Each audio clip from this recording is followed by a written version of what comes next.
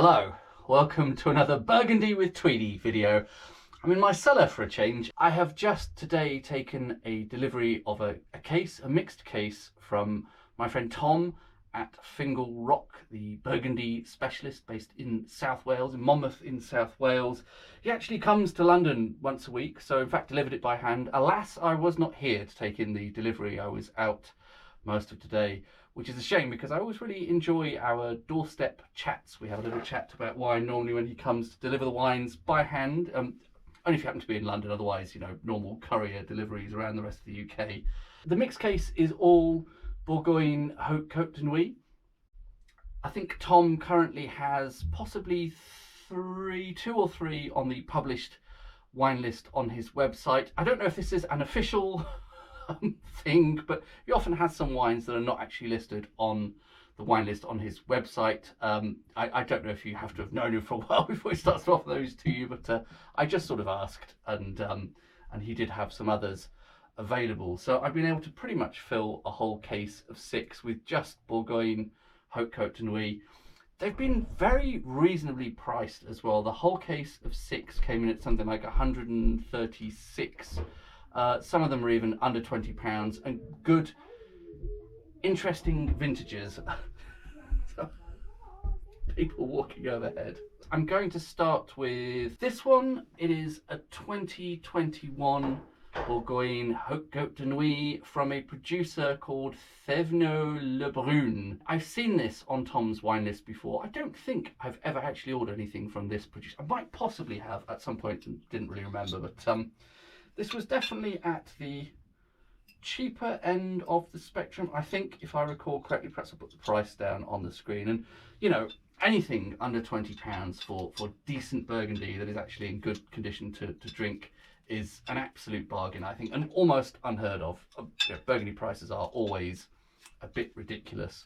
So I'm very keen to try this. There are very few wine merchants in the UK where you can buy even remotely decent Burgundy for under 20 quid. That is quite a rarity. One of the extra nice things about Tom is he tends to keep quite a good back catalogue of vintages that are actually in really good condition. So you're not always just buying the latest release that may not actually be in a great shape to drink right now. I mean, 2021's a bit recent, but I also in this mixed case have stuff from 2017, from 2018 and onwards. This hasn't actually been in my cellar for long, so the temperature might not be quite right. It was sitting upstairs for a little bit.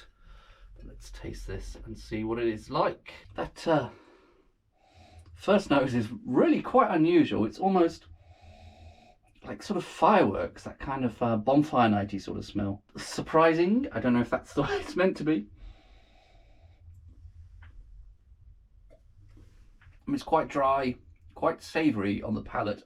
A little bit of fruit starting to come through now on the nose. Hard to pin down what that is. It's not obviously cherry. I mean, there's maybe sort of red berry, sort of red currants, that kind of thing, possibly cranberry. Definitely something in the kind of drier side of things. I mean, maybe it's the weird atmosphere of my cellar making that bit odd and unusual. Yeah, I don't know quite what to make of that. Fireworks, cranberries, some sort of not quite peppery tingle, but possibly tannic sort of twang at the end. Very unusual. Maybe this is something I need to allow it to air for a bit and maybe come back to later. Come outside for a slightly less musty tasting experience than I get down in the cellar, and giving this a bit of a chance to breathe. There is still a slight hint of that kind of interesting kind of, you know, bonfire night fireworksy sort of aroma. I would say I'm getting a little bit more on the kind of black curranty side of fruit now, and maybe a bit of cherries coming through, but it's very sort of youthful Pinot cherry character. Maybe a bit of berry fruit there, possibly a tiny bit of tobacco. To be honest, it's a little bit too young for me to really enjoy in its current state. Maybe in a couple of years' time this might actually be pretty nice, but yeah, it's definitely interesting, and it offers something from the Bourgogne Hautes Cotes de Nuits which I don't think I've really quite experienced before. Certainly the fireworks, that kind of whiff of saltpetre or whatever it is, gunpowder. Really quite unusual and interesting. I wouldn't say I would rave about this. Thevenot Brun Bourgogne Hautes Cotes de Nuits 2021, but it is interesting and different, and it's a bargain as well. So cheers.